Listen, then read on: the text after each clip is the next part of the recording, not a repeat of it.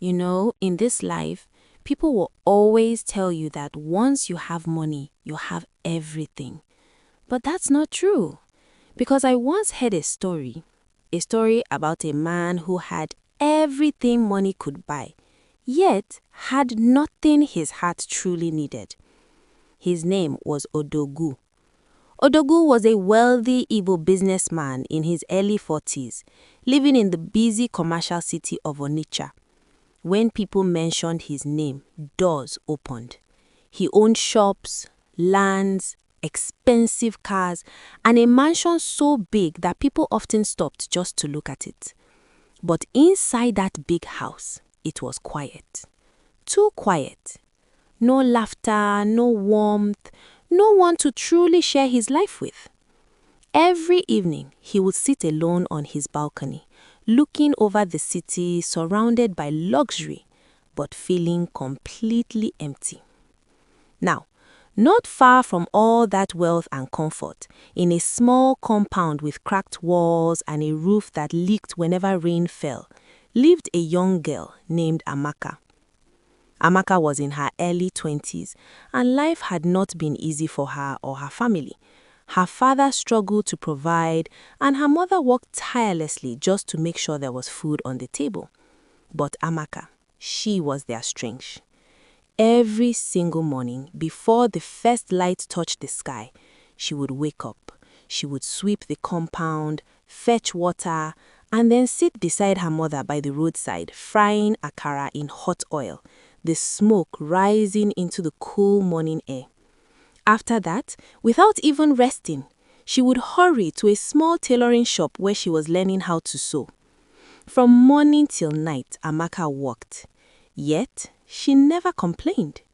Even when customers insulted her, even when sales were poor, even when hunger followed them home, she would still smile and say, "Mama, tomorrow will be better." And somehow, that hope kept her going. Now listen, because this is where life begins to change. One afternoon, Odogwu was driving through the town, inspecting a new property he wanted to buy.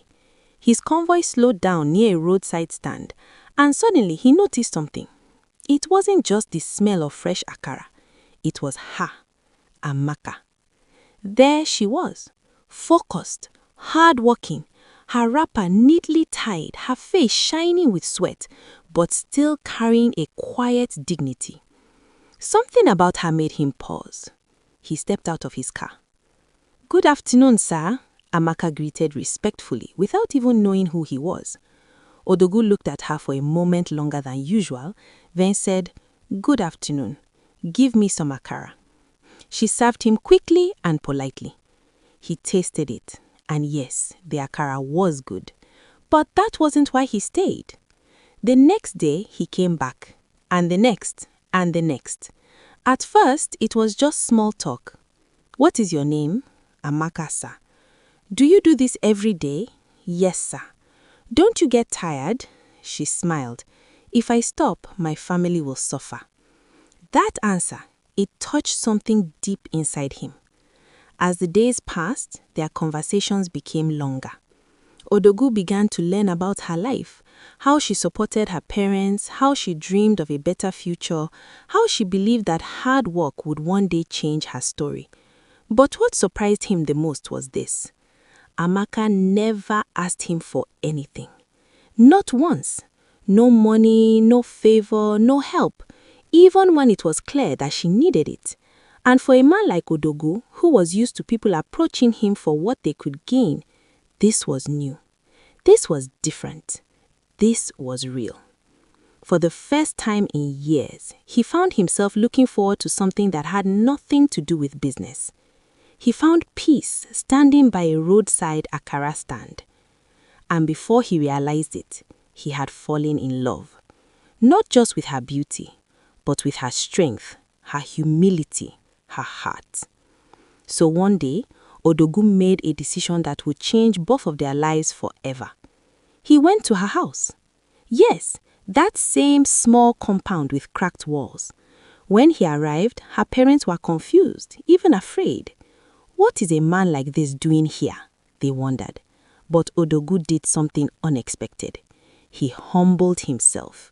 He sat down, greeted them properly, and said, "I have come because of your daughter." Silence filled the room. He continued, "She is rare. In a world where many people chase money, she chases dignity. I do not want to take her away from you. I want to lift her and stand beside her." Tears filled her mother's eyes. Her father looked at Amaka and asked, "My daughter, do you trust him?" Amaka looked at Odogwu. Not at his clothes, not at his wealth, but at his heart. And she said softly, "Yes, Papa, I do." And just like that, a new chapter began. Amaka moved into Odogwu's mansion. Everything changed. The environment, the comfort, the opportunities. But Amaka, she did not change. She remained humble, still spoke with respect, still valued hard work, still remembered every struggle that shaped her. She made sure her parents were comfortable.